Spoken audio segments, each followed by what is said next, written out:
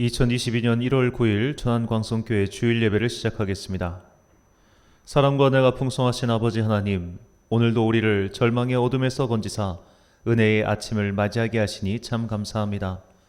죽음을 이기시고 떠오르는 태양처럼 부활하신 주님을 기념하는 거룩한 주일, 영과 진리로 예배를 드리고자 나온 주님의 자녀들에게 성령님의 넘치는 은혜를 부어 주옵소서. 예수님의 이름으로 기원하옵나이다. 아멘. 사도신경으로 우리의 신앙을 고백하겠습니다. 나는 전능하신 아버지 하나님, 천지의 창조주를 믿습니다. 나는 그의 유일하신 아들, 우리 주 예수 그리스도를 믿습니다.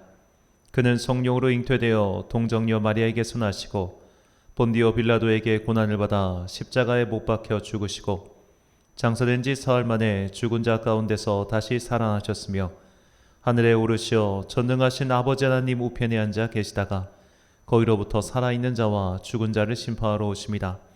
나는 성령을 믿으며 거룩한 공교회와 성도의 교제와 죄를 용서받는 것과 몸의 부활과 영생을 믿습니다.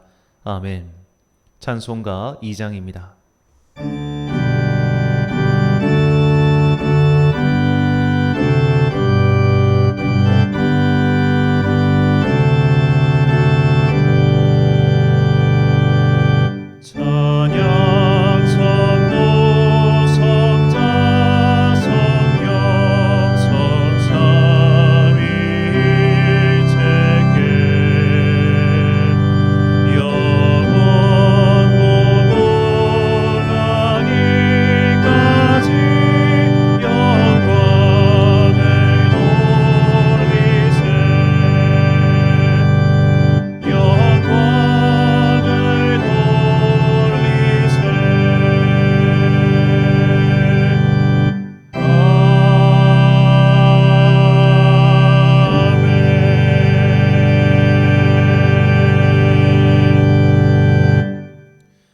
한 주간 동안 하나님과 나만 아는 죄를 고백하며 침묵으로 참회의 기도를 드리겠습니다.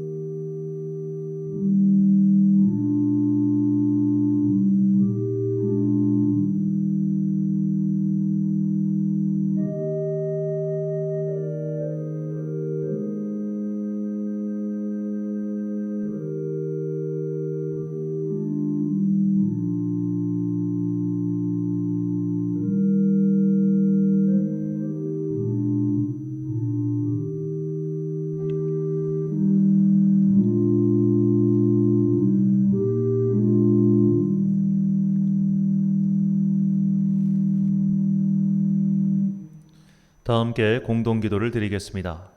사랑과 은혜가 풍성하신 아버지 하나님, 주님께서는 길이요 진리요 생명이심을 고백합니다. 주님께서는 이 길과 진리와 생명을 값없이 우리에게 베풀어 주셨습니다. 그러나 우리는 예수님의 고난과 십자가 죽음에도 불구하고 세상을 살면서 이 은혜를 잊고 말았습니다. 세상의 돈과 명예와 성공에 매달린 채 죄의 사슬에 묵힌 채 살아왔습니다. 부족하고 어리석은 우리에게 다시 은혜의 손을 펴사 어둠의 함정에서 건져 주옵소서. 이 시간 자신의 죄를 고백하고 용서를 구하는 모든 영혼들에게 자비를 베풀어 주옵소서. 삶이 지치고 힘들 때마다, 실수하고 넘어져서 포기하고 싶을 때마다 못 박히신 주님의 손을 붙잡고 기어이 일어나 승리하게 하옵소서. 세계와 나라를 위하여 기도합니다.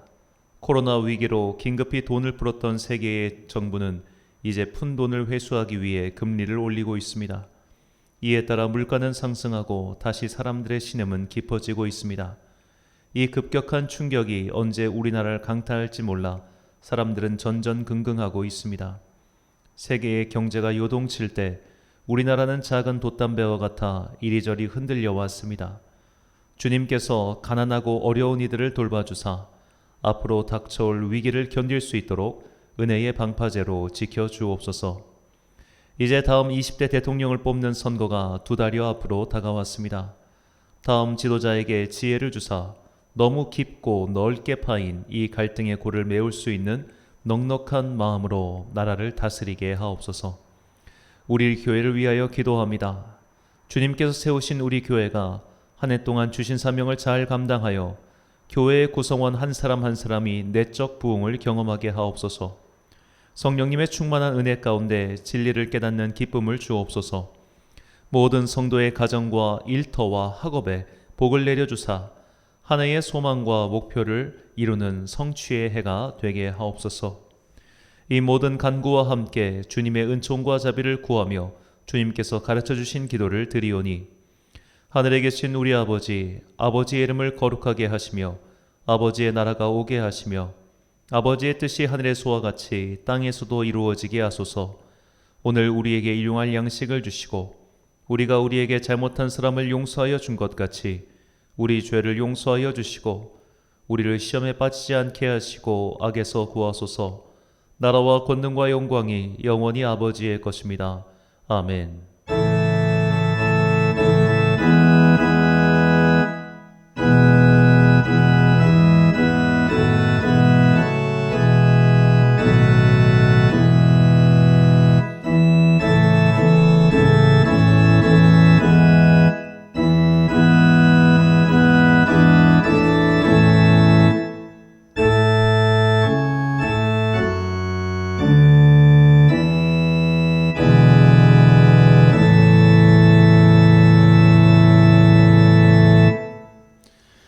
사죄의 선언입니다.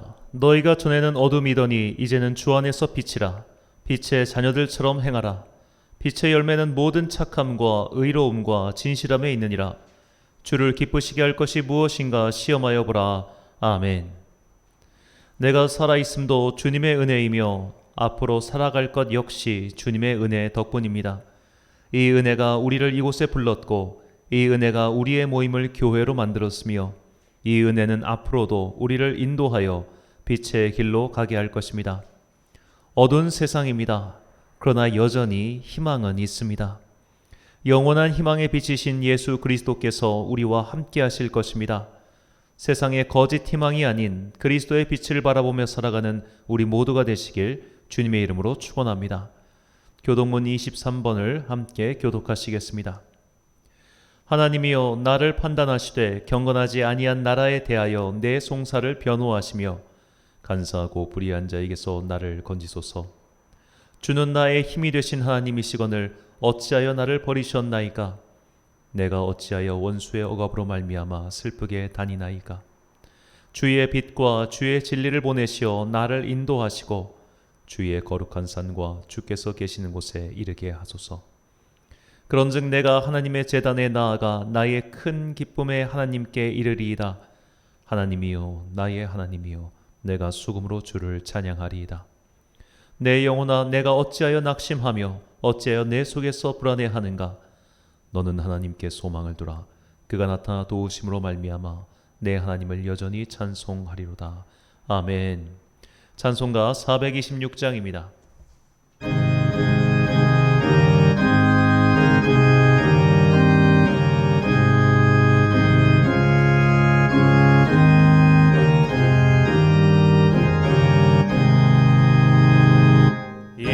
죄인을 완전케 하시옵고 내 맘속에 영원히 거하소서. 죄가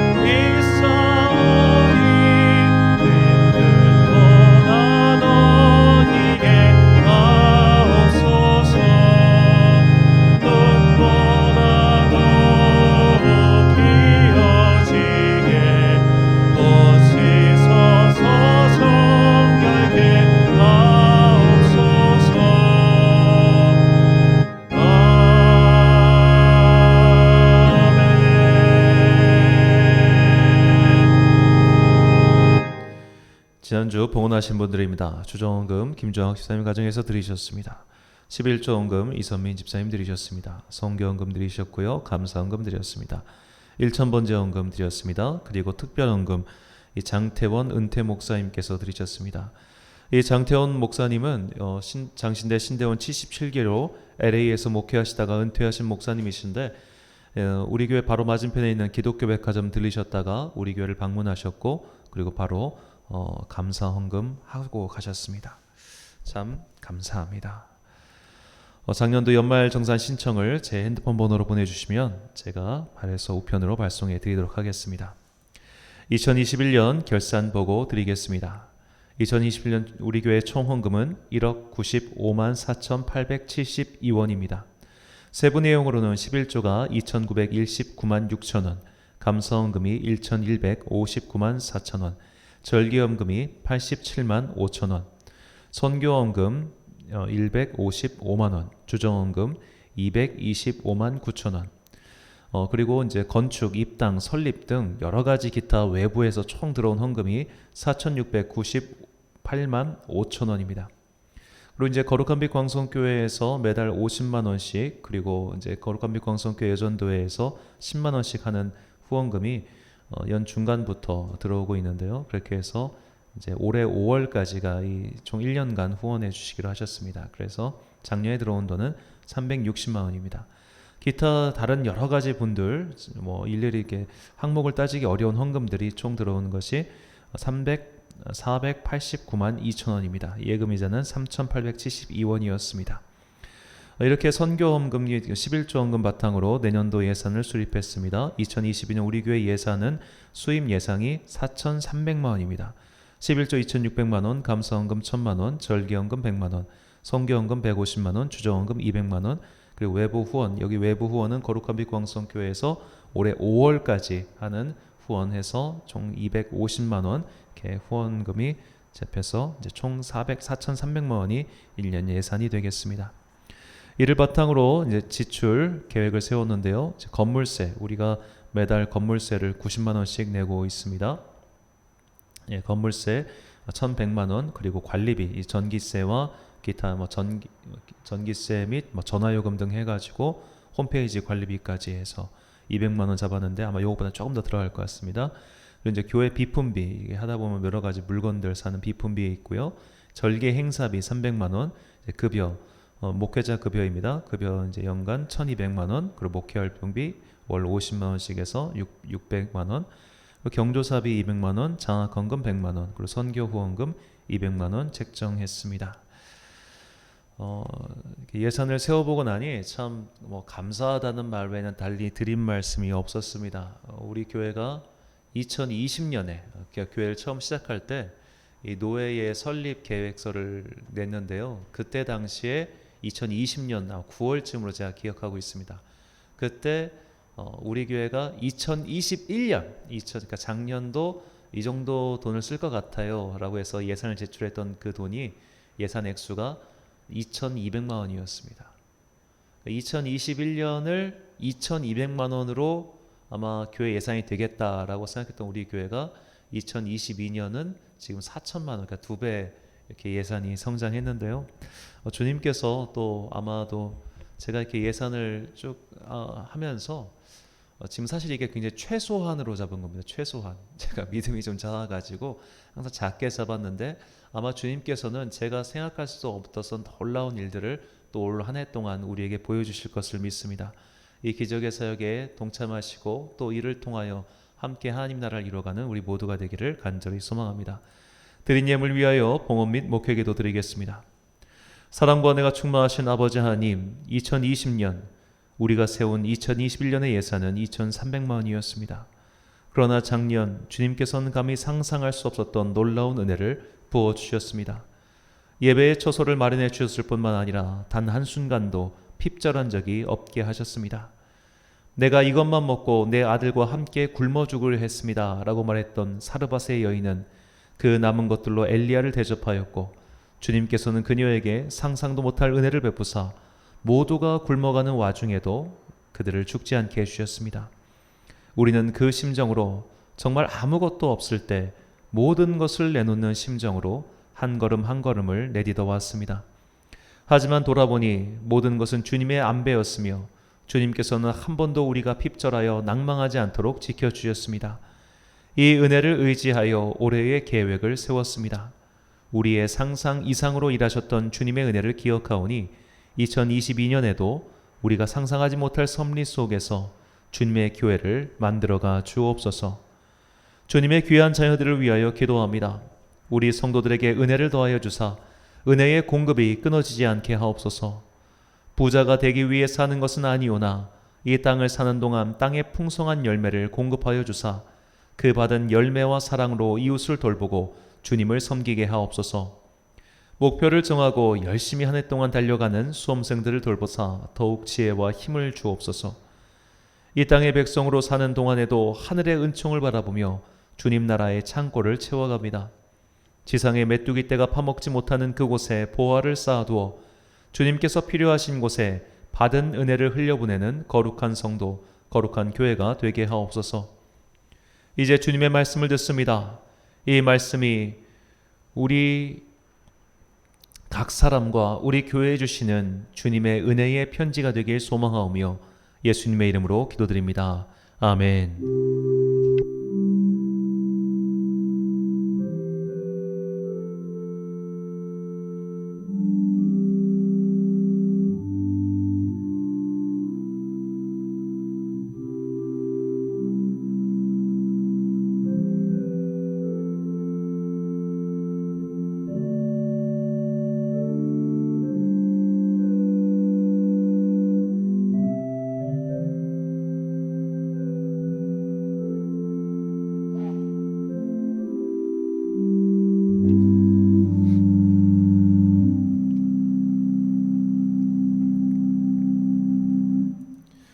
오늘 우리에게 주신 하나님의 말씀 신약성경 마태복음 16장 16절부터 24절까지 말씀입니다. 마태복음 16장 16절부터 24절까지의 말씀. 이제 봉독하겠습니다. 하나님의 말씀을 경청하십시오. 시몬 베드로가 대답하여 이르되 주는 그리스도시요 살아계신 하나님의 아들이시니이다. 예수께서 대답하여 이르시되 바요나 시몬아 내가 복이 있도다. 이를 내게 알게 한 이는 혈육이 아니요 하늘에 계신 내 아버지시니라. 또 내가 내게 이르노니 너는 베드로라. 내가 이 반석 위에 내 교회를 세우리니 음부의 권세가 이기지 못하리라. 내가 천국 열쇠를 내게 주리니 내가 땅에서 무엇이든지 매면 하늘에서도 매일 것이요 내가 땅에서 무엇이든지 풀면 하늘에서도 풀리리라 하시고 이에 제자들에게 경고하사 자기가 그리스도인 것을 아무에게도 이르지 말라 하시니라.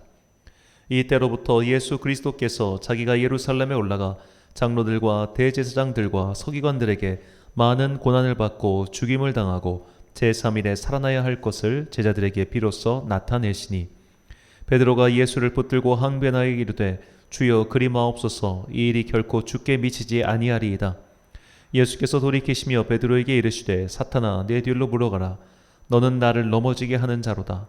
내가 하나님의 일을 생각하지 아니하고 도리어 사람의 일을 생각한도다 하시고 이에 예수께서 제자들에게 이르시되 누구든지 나를 따라오려거든 자기를 부인하고 자기 십자가를 지고 나를 따를 것이니라. 아멘.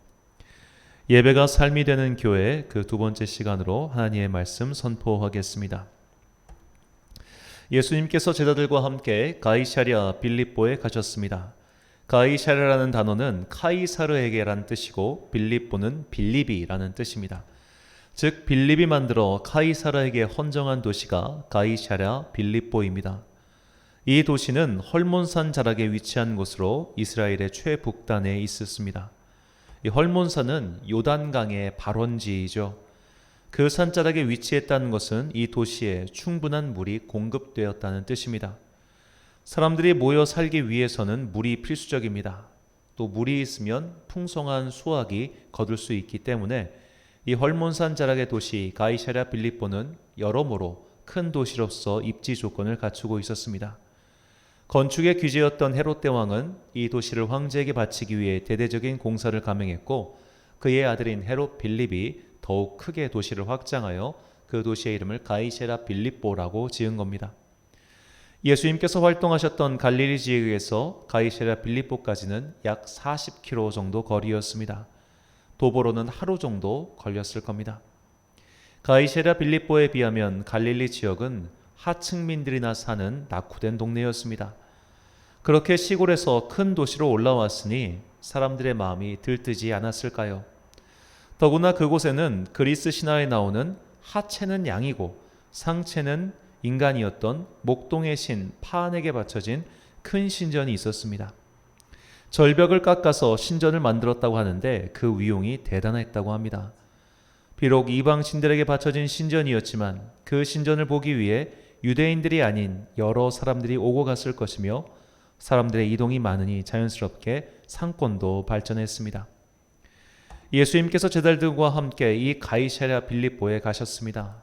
많은 사람들이 오고 가는 그곳에서 촌동네에서 올라와 정신을 못 차리고 있는 그곳에서 주님께서는 제자들에게 물으셨습니다. 너희는 나를 누구라고 생각하느냐? 라고 말이죠. 그때 베드로가 대답합니다. 주는 그리스도시요 살아계신 하나님의 아들이십니다. 베드로의 이 대답은 성령님께서 주신 명답이었습니다. 주님께서는 이 베드로의 고백 위에 교회를 세우겠다고 말씀하십니다. 본문 17절과 18절 말씀입니다. 예수께서 대답하여 이르시되 바요나 시모나 내가 복이 있도다. 이를 내게 알게 하니는 혈육이 아니요 하늘에 계신 내 아버지시니라. 또 내가 내게 이르노니 너는 베드로라. 내가 이 반석 위에 내 교회를 세우리니 음부의 권세가 이기지 못하리라. 아멘.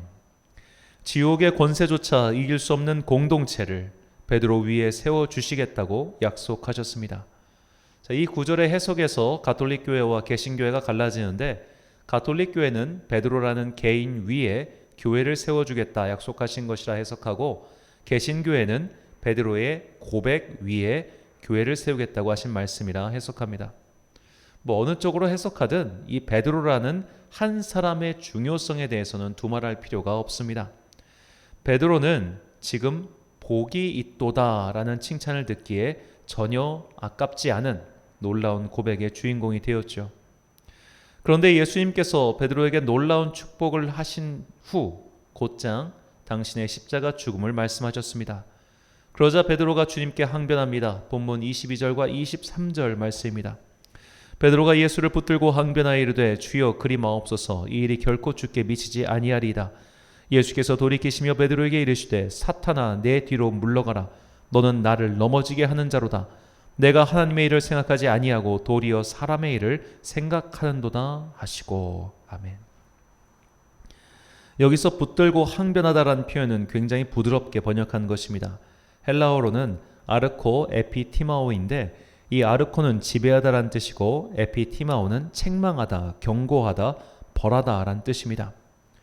베드로는 예수님의 죽음이라는 말을 듣자마자 자신이 방금 말한 하나님의 아들이라는 고백이 무색하리만큼 예수님을 강하게 책망하고 그런 소리 하지 마시라고 경고하고 다그칩니다. 그래서 예수님은 베드로를 향해 사탄아라고 강하게 질책하시죠. 자, 이게 시간으로 치면 아마도 1시간도 안 되는 사이에 벌어진 일일 겁니다. 베드로는 그 1시간 사이에 교회를 세우는 반석이 되었다가 사탄이 되고 말았습니다. 만약 신분 변화에 비유한다면 나라를 구한 영웅 대접을 받다가 하루아침에 역적이 된 것과 마찬가지입니다. 그렇다면 영웅 같은 베드로와 사탄 같은 베드로는 다른 사람입니까? 그 순간 마귀가 베드로 안에 들어와 그가 완전히 다른 사람이 된 것일까요? 그렇지 않죠. 위대한 고백을 한 베드로도 베드로이고 주님께 사탄이라고 혼난 베드로 또한 베드로입니다. 이 둘은 아무런 차이가 없고 그 사이에 아무런 사건도 없습니다. 베드로가 변한 것도 아니었고 타락한 것도 아닙니다. 베드로는 예나 지금이나 그런 사람이었던 겁니다. 즉 베드로 안에는 주님의 교회의 반석이 될 만한 베드로도 있었고 사탄의 주고 노릇을 하는 베드로 또한 있었습니다. 주님께서는 착한 베드로 위에만 교회를 세우고 나쁜 베드로는 사탄이라고 혼내신 게 아닙니다. 그 베드로 또한 모두 너다. 그리고 나는 그 위에 내 교회를 세운다. 이것이 주님의 뜻이었습니다. 교회의 신비가 바로 여기에 있습니다. 주님의 몸된 교회는 우리가 거룩하기 때문에 그 위에 세워지는 것이 아닙니다. 그냥 주님께서 세우시는 겁니다. 나의 거룩함이나 성결함과 상관없이 여전히 교회는 교회입니다. 그래서 말씀드리지만 교회는 죄인들의 공동체이며 거룩한 사람들의 집합소가 아니라 거룩한 길을 걷고자 하는 자들, 아직은 미약하고 죄가 많고 넘어지고 흠이 많은 사람들의 공동체입니다. 작년 6월에 우리는 교회의 표어를 예배가 삶이 되는 교회라고 정했습니다. 그리고 왜 우리의 삶이 예배가 되지 못하는지 작년 6월에 설교를 통해 말씀드렸습니다. 예배를 하나님께 드리는 거룩하고 흠이 없는 정결한 제사라고 가정한다면 우리네 삶은 결단코 예배가 될 수 없습니다. 성경은 거듭해서 사람의 마음에는 온갖 악독한 것이 가득하다고 말합니다. 모든 인간은 근본적으로 죄라는 사슬에서 벗어날 수 없습니다. 우리가 육체를 입고 사는 이상 우리는 물질 세계의 법칙에서 벗어날 수가 없고 물질 세계는 죄의 강력한 영향 하에 있기 때문에 완전히 흠없고 때묻지 않은 인생이란 없습니다. 그래서 우리가 드리는 예배는 항상 부족할 수밖에 없습니다. 우리는 내 인생을 예배 자체로 바꿀 수는 없습니다. 다만 예배가 내 삶을 주관하도록 할 뿐이죠. 나의 삶의 중심에 예배를 두고 내 시간의 우선순위를 항상 예배에 두는 삶, 이것이 우리가 할 수 있는 유일한 행위입니다. 우리는 부족합니다. 그리고 부족한 사람들이 모여 공동체를 이루었습니다. 이 공동체 안에는 베드로와 같은 믿음의 고백도 있지만 다른 베드로와 같은 사탄의 모습, 죄인의 모습 또한 공존합니다. 하지만 이런 죄인들을 사랑하사 독생자 예수 그리스도를 보내셨고 날마다 죄의 고백과 회개와 구해주신 은혜를 감사하게 하셨습니다. 이 믿음의 진리를 잊지 않고자 우리는 예배가 삶이 되는 교회라고 교회의 표어를 정했습니다. 그렇다면 예배가 우리의 삶을 인도하고 다스리기 위해서 우리네 인생의 목표를 예배로 향하기 위해 우리는 무엇을 해야 할까요? 이 진리와 고백을 담은 찬양이 있습니다. 보소서 주님 나의 마음을 선한 것 하나 없습니다 라는 찬양인데 이 찬양 한번 같이 부르신 후에 또 말씀 이어가겠습니다.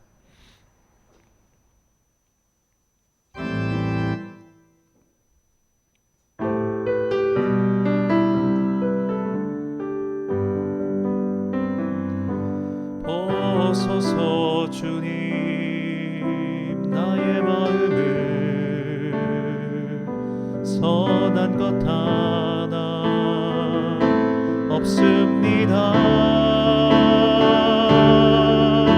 그러나 내 모든 것 주께 드립니다. 사랑으로 안으시고 날 새롭게 하소서. 보소서 주님 나의 마음을 선한 것 하나 없습니다. 그러나 내 모든 것 주께 드립니다.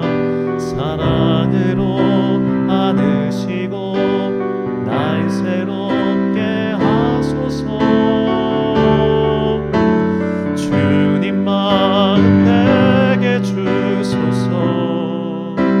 내 아버지 주님 마음 내게 주소서.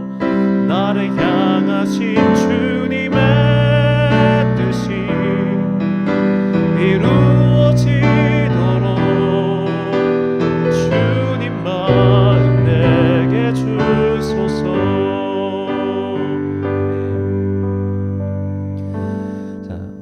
내 삶을 예배로 고정시키기 위해서, 내 삶의 방향을 예배로 돌리기 위해서, 정령 예배가 내 삶 자체가 되기 위해서 우리에게는 바로 이 주님의 마음이 필요합니다. 이 주님의 마음을 아시고 주님의 마음을 가르쳐 주시는 분이 바로 성령님이십니다. 로마서 5장 5절 말씀입니다. 소망이 우리를 부끄럽게 하지 아니함은 우리에게 주신 성령으로 말미암아 하나님의 사랑이 우리 마음에 부은 바 됨이니. 아멘. 성령님께서 우리에게 하나님의 마음을 깨닫게 해주셔야 우리는 예배를 향해 내 삶을 돌릴 수 있습니다. 이 성령님의 도움을 받고자 우리 교회는 금요일 저녁마다 기도회로 모여서 성령님의 은혜를 구하고 있습니다.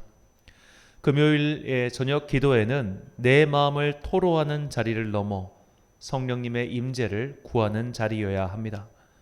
자, 그런데 성령님께서는 언제 오실까요? 구하는 자에게 주시겠다고 하셨는데 언제까지 구해야 성령님을 주시는 걸까요? 마치 가게를 방문하면 찍어주는 스태프처럼 10번 참석하면 성령님이 오실까요? 100번 참석해야 오는 걸까요? 정말로 우리에게 큰 문제는 이 성령님이 언제 오실지 모른다는 겁니다. 그렇다면 우리는 넋놓고 가만히 있어야 할까요? 하나님의 영을 받은 고넬료의 일을 통해서 우리는 귀한 깨달음을 얻을 수 있습니다. 사도행전 10장은 로마인이며 군인인 고넬료에 대해 이렇게 소개합니다. 10장 1절과 2절 말씀. 가이사랴에 고넬료라 하는 사람이 있으니 이달리아 부대라 하는 군대의 백부장이라. 그가 경건하여 온 지방과 더불어 하나님을 경외하며 백성을 많이 구제하고 하나님께 항상 기도하더니. 자, 이 고넬료에 대한 설명을 잘 보십시오. 그가 성령을 체험하고 세례를 받은 뒤에 경건하고 구제를 많이 하며 기도하는 사람이 된 것이 아닙니다. 그는 원래부터 그런 사람이었습니다. 그 안에 성령님께서 오셔서 확실한 보증을 세워주시기도 전에 그는 경건한 삶을 살며 기도하는 사람이었습니다. 이것이 중요합니다. 우리는 성령님께서 오신 후에 경건한 삶, 기도하는 삶을 살게 되는 것이 아닙니다. 우리는 그 전에도 그렇게 살아야 합니다. 단지 성령님께서 오시면 이 경건한 행위를 더욱 기쁨과 확신을 갖고 하는 것일 뿐입니다. 우리는 때를 얻든지 얻지 못하든지 주님의 영이 지금 오시든지 언젠가 오시든지 그때와 상관없이 언제나 힘써 기도해야 합니다. 이것이 우리 교회의 첫 번째 비전을 예배의 자리를 지키는 교회라고 정한 이유입니다. 새벽마다 응답이 있으면 얼마나 좋겠습니까? 금요일 저녁마다 충만한 성령님의 임재가 넘치면 얼마나 좋겠습니까? 주일 예배 때마다 신명나는 기쁨이 넘치면 얼마나 좋겠습니까? 그러나 그런 일은 내가 만들어낼 수 없습니다. 우리는 단지 주님께서 당신의 영을 보내주실 때까지 그저 이 자리를 최선을 다해서 지킬 뿐입니다. 이것은 마치 신랑이 올 때를 기다리는 지혜로운 여인들의 행동과 같습니다. 항상 기름을 준비하고 등불을 켜고 주님이 오실 때를 기다려야 합니다. 오늘 이 예배가 주님을 만나는 때일 수 있습니다. 내일 그 기도의 자리가 주님을 만나는 자리일 수 있습니다. 그래서 주님께서는 사랑하는 제자들에게 마지막에 닥칠 환난을 경고하시며 이렇게 말씀하셨습니다. 누가복음 21장 36절 말씀입니다.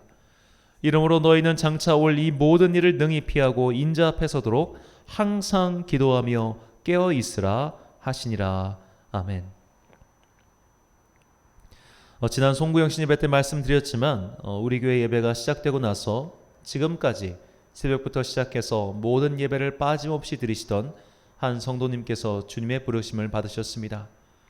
그 성도님은 오래전부터 거동이 불편하셔서 오랫동안 교회에 나가지 못하시다가 이번 코로나가 닥치면서 오히려 더 열심히 예배를 드리시게 되었습니다. 모든 예배가 다 유튜브 영상으로 드려지게 되었으니 그분께서는 그 자리에 누우신 상태로도 충분히 예배를 드리실 수 있게 되었죠. 그분께서는 주님의 부르심을 받는 그날 금요일에도 새벽 기도회를 보시고 조용히 주님의 부름을 받으셨습니다. 우리는 이처럼 언제 주님의 부름을 받을지 모릅니다. 그러니 항상 깨어 기도하며 주님을 만날 날을 소망해야 합니다. 주님의 영을 영접할 그때를 사모해야 합니다. 이를 위하여 교회는 언제나 예배의 등불을 켜고 그 자리를 지켜야 합니다. 예배의 등불을 켜고 주님의 임재를 기다리는 것, 이것은 종교개혁자들의 꿈이었습니다. 종교개혁의 의미와 중요성을 여러 가지로 설명할 수 있지만 가장 크고 중요한 것은 모국어로 성경을 읽고 예배드린 것입니다.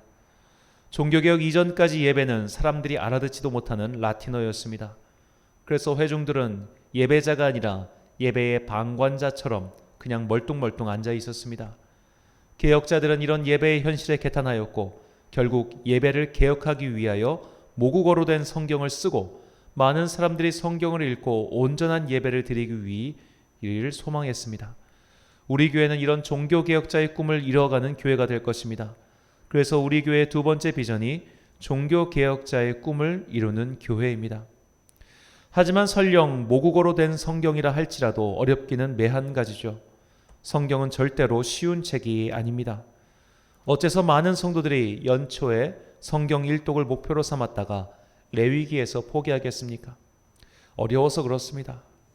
그래서 어떤 이는 농담처럼 이 레위기를 한자어로 올 레자를 써서 위기가 왔다라는 부제가 붙어 있다고 말할 정도겠습니까? 성경은 분명히 해석하기 어려운 책입니다. 그리고 함부로 해석하면 크게 엇나갈 수밖에 없습니다. 읽다 보면 궁금한 것이 한두 가지가 아닙니다.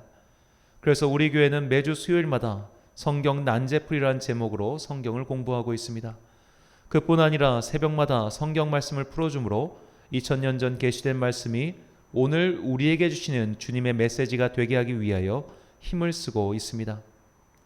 종교개혁의 본래 뜻은 예배의 개혁과 말씀의 개혁에 있습니다. 내가 읽을 수 있는 언어로 된 성경을 읽고 인도자의 도움을 받아 말씀의 의미를 깨닫고 그렇게 함으로 영과 진리의 예배를 드리는 것, 이것이 종교개혁자들의 꿈이자 목표였습니다. 교회를 개혁하고자 평생을 진력했던 장 깔뱅은 매일매일 성경 강해 수업을 교인들에게 듣게 했습니다. 깔뱅의 수업은 하루에 2시간을 훌쩍 넘겼다고 합니다. 오죽했으면 제네바의 시민들이 그런 깔뱅에게 질려서 한번 그를 쫓아냈을까요? 그만큼 개혁자들은 말씀의 공부를 중히 여겼습니다. 사도 바울은 믿음의 아들이요 후계자인 디모데에게 말씀 공부의 중요성에 대해 다음과 같이 말씀하였습니다. 디모데후서 3장 15절부터 17절까지 말씀입니다. 또 어려서부터 성경을 알았느니 성경은 능히 너로 하여금 그리스도 예수 안에 있는 믿음으로 말미암아 구원에 이르는 지혜가 있게 하느니라. 모든 성경은 하나님의 감동으로 된 것으로 교훈과 책망과 바르게 함과 의로 교육하기에 유익하니 이는 하나님의 사람으로 온전하게 하며 모든 선한 일을 행할 능력을 갖추게 하려 함이라. 아멘. 저는 성경을 쓸 때 이 본문과 더불어 다른 성경의 구절들을 많이 인용하는 편입니다. 이는 두 가지 이유 때문인데, 첫째는 이 설교는 자칫하면 인간의 말로 흘러갈 수 있기 때문에 최대한 성경 말씀의 근거를 삼아 말씀을 전하고자 함입니다. 둘째는 성도들이 한 편의 설교에서 최대한 많이 성경을 읽고 배우도록 함입니다. 제가 설교를 쓰는 방식은 첫째로 주제나 핵심 단어를 정하고 그 단어의 원어, 즉 히브리어나 헬라어의 뜻을 살피고 그 단어가 사용된 다른 평행 구절들을 찾아가면서 하나님께서 이 단어와 주제를 통하여 우리에게 주시고자 하는 메시지가 무엇인지 밝혀가는 겁니다. 그래서 최대한 인간의 사고는 배제하고 성경이 주시고자 하는 메시지를 전하는 것이 제 설교 사역의 최우선 과제입니다. 우리 각 사람은 말씀을 해석할 수 있는 능력을 갖추어야 합니다. 그래야 영과 진리의 예배를 드릴 수 있으며 무엇보다 내 안의 신앙을 견고히 하고 그것을 가지고 믿음을 전할 수 있습니다. 이것이 우리 교회의 세 번째 비전인 신앙을 지키며 전승하는 교회를 이루는 방법입니다. 바울은 자신이 받은 믿음을 다음 세대의 지도자인 디모데에게 계승시키며 다음과 같이 당부합니다. 디모데후서 1장 13절과 14절 말씀입니다. 너는 그리스도 예수 안에 있는 믿음과 사랑으로서 내게 들은 바 바른 말을 본받아 지키고 우리 안에 거하시는 성령으로 말미암아 내게 부탁한 아름다운 것을 지키라. 아멘. 바른 말을 들어야 바른 신앙이 생기고 바른 신앙이 생겨야 그 아름다운 구원의 말씀을 다른 이들에게 가르치고 전할 수 있습니다. 우리는 고고한 철학자들처럼 나만 아는 고상한 언어를 사용해 가면서 현학적인 노름을 하기 위해 성경을 배우는 것이 아닙니다. 이 말씀이 무엇보다 나의 믿음을 지켜주고 더 나아가 내 주변인들을 믿음 위에 굳건히 세워주기 위하여 말씀을 배우고 익혀야 합니다. 우리 교회의 세 가지 비전, 예배의 자리를 지키고 신앙을 지키고 복음을 전하며 이런 교회를 꿈꾸었던 종교개혁자들의 꿈을 이어가기 위하여 우리는 앞으로도 다음에 세 가지의 힘을 쓸 것입니다. 첫째로 바른 말씀의 배움과 선포입니다. 말씀이 바르지 못하면 근본부터 틀린 것입니다. 근본이 틀어져 있으면 그 위에 아무리 씨앗이 뿌려지고 나무가 자라나도 열매를 맺히는 것들은 결국 엉뚱한 것들 뿐입니다. 바른 말씀이 선포되지 않는 이단과 사이비들을 생각해 보십시오. 이단들의 공동체에도 기적은 일어납니다. 기적이 일어나지 않았다면 어떻게 그들이 그렇게 세력을 키웠겠습니까? 이단의 공동체도 날마다 사람들이 몰려들고 돈이 넘쳐납니다. 우리는 바른 말씀이 선포되느냐를 가지고 진리를 판단해야지 그 세력을 보고 진리를 판단해서는 안 됩니다. 우리나라 종교 역사상 가장 빨리 세력을 키운 이들은 신천지고 가장 많은 돈을 가진 이들이 통일교라는 것을 잊지 마십시오. 돈과 인원이 진리의 증거가 될 수 없습니다. 바꿔 말하면 바른 말씀이 없으면 모든 것이 모래 위에 세운 집과 같다는 것입니다. 둘째로 우리가 힘써야 하는 것은 성령님의 임재, 곧 성령님의 도움입니다. 성령님은 우리의 믿음을 확실하게 만들어 주십니다. 그저 머리로만 이해하던 것을 가슴으로 느끼게 해주십니다.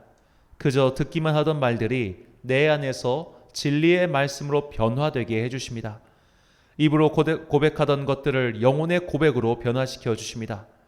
주님께서는 구하는 자에게 성령을 주시겠다 약속하셨습니다. 우리는 주님께서 오시는 그날까지, 그리고 우리가 주님께 부름받는 그날까지 성령님의 임재와 그분의 도움을 구하며 기도에 힘써야 합니다. 셋째로 우리가 힘써야 할 것은 신앙의 전승, 곧 복음의 전파입니다. 가장 좋은 전도는 내가 내 주변 사람들에게 그리스도의 편지가 되는 것입니다.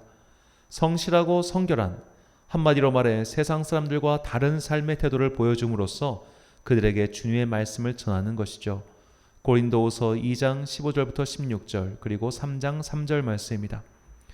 우리는 구원받는 자들에게나 망하는 자들에게나 하나님 앞에서 그리스도의 향기니 이 사람에게는 사망으로부터 사망에 이르는 냄새요 저 사람에게는 생명으로부터 생명에 이르는 냄새라. 누가 이 일을 감당하리요? 너희는 우리로 말미암아 나타난 그리스도의 편지니 이는 먹으로 쓴 것이 아니요 오직 살아계신 하나님의 영으로 쓴 것이며 또 돌판에 쓴 것이 아니요 오직 육의 마음판에 쓴 것이라. 아멘. 교회는 그리스도의 편지이며 그리스도의 향기가 되어야 합니다. 이를 위하여 우리 교회는 올해에도 주님께 받은 사랑을 나눠주는 교회가 될 것입니다. 작년 성탄절과 연말에 있었던 사랑의 축제를 올해도 할 것이며 특별히 어린이 주일 즈음에 작년처럼 선물을 마련하여 지역사회에 나눠줄 것입니다. 이외에도 주님께서 지혜를 주시면 그때마다 여러 가지 방법으로 받은 은혜를 나누고자 합니다. 사랑하는 천안광성교회 성도 여러분, 그리고 이 예배를 함께 드리시는 귀한 주님의 자녀 여러분, 주님께서는 죄인인 우리를 부르시고 모으셔서 교회를 세우셨습니다. 우리가 정결하고 남달라서 교회를 세우신 것이 아니라 금세 엇나가고 헛된 일만 일삼기 십상인 우리를 거룩한 하나님의 자녀로 만들어 가시기 위해 교회를 세우셨습니다. 우리는 정결해서 예배를 드리는 것이 아니라 정결해지기 위해 예배를 드리는 자들입니다. 자격이 있어 예배를 드리는 것이 아니라 자격을 갖추기 위해 예배를 드리는 자들이 교회의 공동체입니다. 영과 진리로 예배를 드리기 위해 우리는 앞으로도 말씀을 배우고 익히기에 힘쓸 것이며 성령님의 도움을 받기 위해 기도에 힘쓸 것입니다. 그리고 받은 은혜를 전하기 위해 온 힘을 기울일 것입니다. 올 한 해 주님께서 세우신 이 천안 광성교회를 통해서 주님의 거룩한 계획이 이루어져 가는 것을 눈으로 목도하는 여러분과 제가 되시길 간절히 소망합니다. 기도하겠습니다. 사랑과 은혜가 충만하신 아버지 하나님, 주님께서는 오늘도 사랑의 편지를 우리에게 보내셨습니다. 그 편지에는 주님의 사랑의 향기가 깊이 묻어 있습니다. 그 편지를 먼저 읽은 사람으로서 받은 사랑을 주변에 흘려보내는 사랑의 우편 배달부가 되게 하옵소서. 내가 자격이 있어 귀한 직분을 주신 것이 아니라 그저 받은 은총이오니 다른 이들에게 거저 받은 것을 거저 전하는 은혜의 전령이 되게 하옵소서. 예배의 등불을 켜고 그것을 지키기 위해 성령님의 기름이 필요하오니 우리가 기름을 준비할 수 있도록 성령님의 넘치는 은총으로 풍성하게 하옵소서. 영과 진리로 예배드리기 위해 진리의 말씀을 깨닫는 지혜가 필요하오니 말씀을 듣고 열매를 맺을 수 있도록 우리의 영혼을 옥토로 변화시켜 주옵소서. 우리의 갈망은 언제나 성령님의 은총과 말씀의 지혜를 구하는 것뿐이오니 이것으로 말미암아 아침에 깰 때마다 주의 은혜로 만족하는 자들 되게 하옵소서. 이 모든 말씀 주께 받은 은혜를 온 누리에 전하고자 우리를 교회로 세우신 예수 그리스도의 은혜로 이름으로 기도드립니다. 아멘. 찬송가 208장입니다.